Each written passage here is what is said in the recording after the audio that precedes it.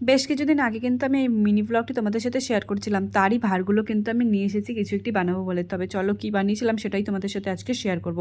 High, আমি মৌ, তোমরা সবাই কেমন আছো? আশা করছি খুব ভালো আছো। আমার এই ভিডিওতে তোমাদের সকলকে জানাই অনেক অনেক ওয়েলকাম। তবে চলো আজকে আমি কী বানিয়েছিলাম সেটাই তোমাদের সাথে শেয়ার করবো। হ্যাঁ, আজকে আমি বানিয়েছিলাম একটি বর আর একটি বউ, যেটি খ্রিস্টান মতে হয় সেই বর আর বউ বানিয়েছিলাম।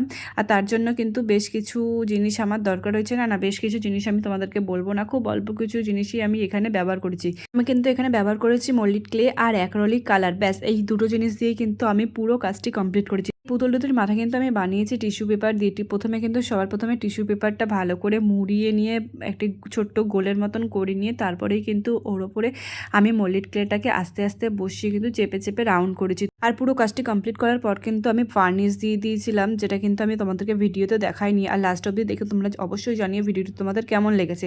যদি ভিডিওটি তোমাদের ভালো লেগে থাকে তাহলে কিন্তু অবশ্যই একটি লাইক, কমেন্ট এবং শেয়ার অবশ্যই করো। তবে আজকের জন্য টাটা, আবার দেখা হবে নেক্সট কোনো ভিডিওতে।